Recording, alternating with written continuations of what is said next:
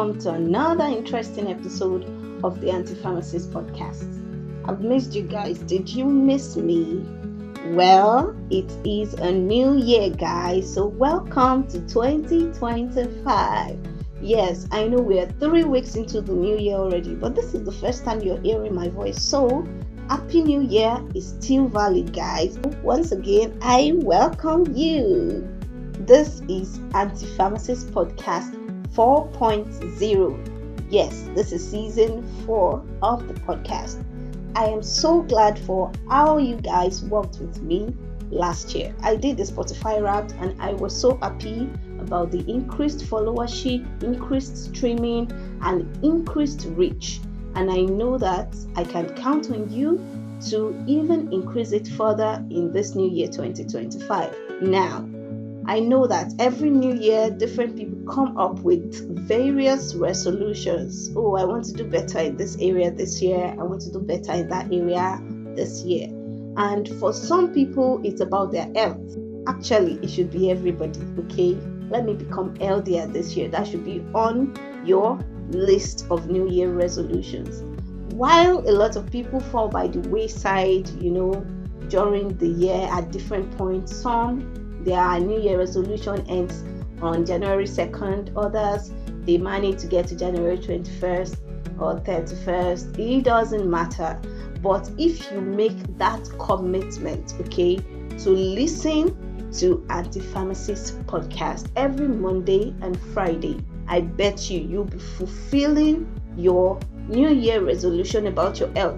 And if you make a commitment to share the podcast to your friends, to your family, to your acquaintances, you'll also be helping them indirectly to live healthier in this new year 2025.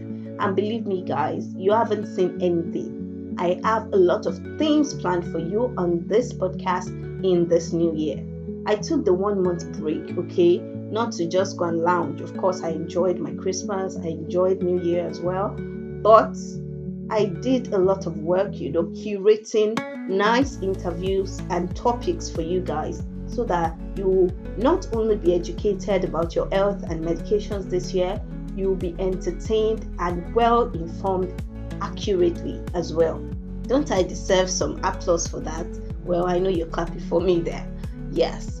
So guys, I want you to please work with me again in 2025 by always supporting me with your shares, your follows, your likes, subscription on all socials, okay? On Facebook, Aunty Pharmacist Podcast, on Instagram as well, Aunty Pharmacist Podcast, on LinkedIn, Emisola Adebisi Jose, on X, Pharm Podcaster. You can go on Linktree as well. You see me, Aunty Pharmacist Podcast. Through that, you can actually access the podcast from any of your podcast hosting channels. We're on Spotify, on Amazon Music, on Apple Podcast, on Castbox, on YouTube Music, and even on YouTube, okay? Like I said, a lot of new innovations are coming on the podcast this year, so watch out for that. Let me not let the cat out of the bag. I'll continue to unravel it as we go on the podcast, okay? So guys, I'm so excited to be here again, as I know you're excited to hear my voice again. Yes, so I'm back and better. Aunty Pharmacist at your service. Okay, now it is January and this is Cervical Cancer Awareness Month. So if you're a lady, please come closer. This is the point where you should pay more attention. Cervical cancer is a tumor of the cervix. That is the easiest way to explain it. And of course, cervix is present in women, right? It is present at the edge of the vagina, just after the vagina, leading to the pelvic area, which leads to the uterus, okay? That is in human anatomy. And it is the second most common cancer in women, especially in Nigeria. Only second to breast cancer, okay? This cancer is preventable, and this year's theme actually emphasizes on this prevention of cervical cancer with the theme, we can prevent cervical cancer. Yes, it is doable, and thank God that technology and medical science has made it possible for us to actually detect these things early, okay? The cervical cancer is caused by a virus called human papilloma virus, which is mostly transmitted sexually. So for sexually active women, you should bear it at the back of your mind that you should do your cervical cancer screening periodically. And what better time to do it than during the Cervical Cancer Awareness Month? January of every year, Cervical Cancer Awareness Month. Some NGOs during this period do subsidized screening, some even do it for free. Avail yourself of these opportunities, okay? Apart from that, you can get the human papilloma virus vaccines, okay, at very subsidized rates too. Even if you pay for this screening and these vaccines, it should not tear your pocket, as you well know, and as I always say, prevention is better than cure. Always, always, and always, okay?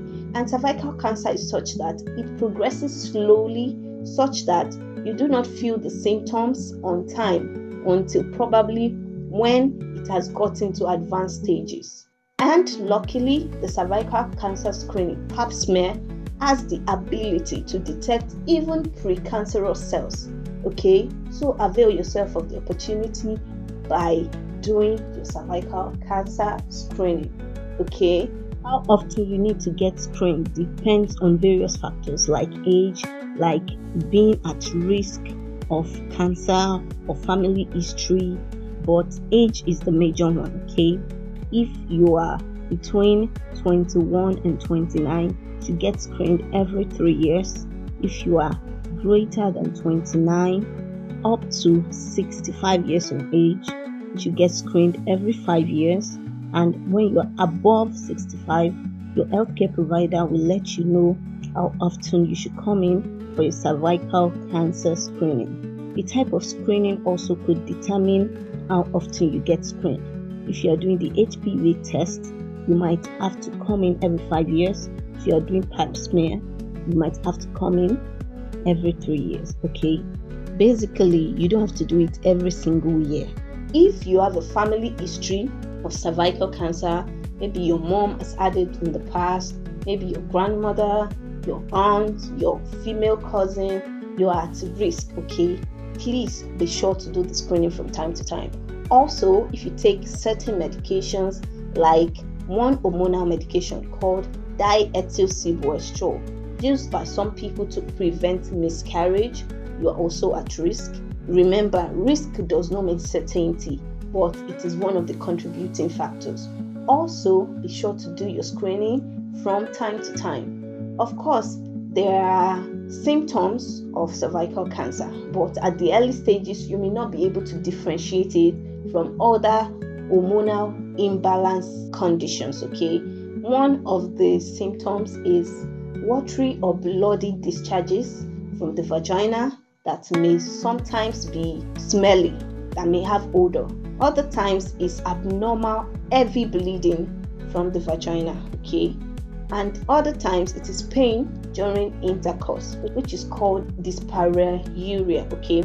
These symptoms are not exclusive to cervical cancer, but if you are experiencing them, that should tell you to go see your healthcare provider, okay? So that the screening can be done and cervical cancer can be ruled out. When cervical cancer is getting to advanced stages, there are some symptoms that you may encounter as well. And these symptoms are difficult or painful urination, sometimes with blood in your urine. You can have diarrhea or pain or bleeding from the rectum when going to the toilet, when passing feces, that is from your anal region. You may experience fatigue, weight loss, or loss of appetite. You may experience general feeling of weakness, dull backache or swelling in the legs, pelvic or abdominal pain. Do not wait till you start experiencing all the symptoms, really. Just do your periodic cervical cancer screening and you'll be fine, okay? And apart from screening as a preventive strategy, I've talked on this podcast in various episodes in the past about cancer generally, and there are some measures to take in your everyday life, in your lifestyle, to reduce your risk of getting cancer of any kind at all, either you're a man or a woman. Number one is smoking cessation. Cut smoking out. It doesn't do you any good at the end of the day, okay? Do not smoke. Reduce your alcohol to the barest minimum or abstain from it totally, okay? Also, eat healthy. You know what I mean by eating healthy. I've talked about diet a lot on this podcast. Please avail yourself of the various episodes I have done on eating healthy. You know the various classes of foods and you know how you should include them in your meals. Also, exercise regularly. Reduce stress. When you treat your body right, your cells grow at the normal rate. It is when they are starved of one nutrient or the other that this abnormal growth that leads to cancer may occur. Okay, if you are immunocompromised, it is another risk factor for getting any of these cancers, especially cervical cancer. Okay, so please be sure to boost and strengthen your immune system by living a healthy lifestyle. Okay, and complications of cervical cancer can lead to kidney damage. It can cause blood clots. You know, bleeding from various organs of the body is not good for you. It could lead to death if you're not careful. It could lead to fertility or pregnancy challenges. And when you have to take chemotherapy at the end of the day for the cancer, there are various adverse effects that come with this medication. So before it gets to that stage, please nip it in the bud by doing screenings, okay? And there are stages to cancer. Most cancers develop from stage 1 to 5, but for cervical cancer, there are 4 stages essentially. In stage 1, cancer is still localized to the cervix, okay? It hasn't spread to deeper parts of the cervical tissue. At this stage, sometimes chemotherapy can do the work, you know, in treating the cancer. But when it gets to stage 2, it has started spreading beyond the cervix, but it hasn't spread to the pelvic wall, okay? And at this stage, chemotherapy could also work, that is the use of anti-cancer drugs, and maybe radiotherapy as well. Stage 3, the cancer has spread to lower parts of the vagina, may have spread to pelvic walls and the urethra, that is the tube that carries waste products that have been filtered out from the kidney to the bladder, okay? At this stage, you may have to combine with chemotherapy, radiotherapy, and even surgery. When it gets to stage 4, sometimes you combine all of these and surgery because this cancer has spread to the bladder, to the rectum, to other parts of the body like the lungs, the bone. It has metastasized. It's all over the body. At this stage, even surgery may not be enough to remove the cancer or resolve it completely. So before it gets to this stage, please do your cervical cancer screening. Like I said, get to a healthcare center close to you, especially in this month of January. I'm sure that you'll be able to do your cervical cancer check or screening at little or no cost to you, depending. Any hospital that knows its onions, that is a standard healthcare providing center, should be able to carry out cervical cancer screening. It's between 3 to 5 years on an average that you have to carry out your screening. So you see that it's not that difficult. And it's not just for those that are sexually active. As long as you are already an adult from age 21 and above, you should go in for your cervical cancer screening. Okay, so share this podcast, this episode to people that you know need to hear it. Your mom, your sister, your female friends, okay, your church members, your co-workers. Every female should get themselves screened for cervical cancer before it's too late, and should also try to get the human papilloma virus vaccine. Yes, that is all I have for you on today's episode of the Aunty Pharmacist Podcast. I'm so glad to be able to talk to you like this again. Yes, thank you so much for listening up to this point. And like I have said, the podcast is available on various podcast hosting channels, okay? If you don't have any of those podcast hosting channels, do not be discouraged. Just go on your Google and type Aunty Pharmacist Podcast. You find one podcast hosting channel on the web from which you can listen, okay? Be sure to follow me on the socials. If you have any question, any comments, please send them to me via DMs of the social media platforms, okay? As direct messages, that's DM, yes. Then you could send them as comments under the Spotify podcast channel, okay? I know that Apple Podcast does not give that space for commenting under each episode, but you could send this to me via my mail at auntypharmacistpodcast@gmail.com. I've curated some of these correspondences for some segments in this podcast, okay? Like I said, I have a lot of interesting things lined up this year, or should I say this season, because there are many seasons in this year actually, but I will not reveal them all now. I will be revealing them as we go, okay? I'm on YouTube, guys, yes, and very soon I'll be using that platform even more than I'm using it now. Are you getting me? All right, so that is it basically. Thank you so much, guys, for listening up to this point. Like I said, I was happy about my Spotify Wrapped last year, and I trust that you guys will help me to even do better this year. I'm looking forward to your help. On my socials, especially my LinkedIn and my Instagram, I'll be posting not only on Mondays and Fridays about the topics of my episodes, but also about other health content, okay? So be sure to check those out when I post them and show your girl some love. I'll be having various collaborations this year. I think I'm talking too much. Let my actions do the talking. All right, so I wish you guys a nice week. I hope that your Monday sets a good tone for the rest of your week.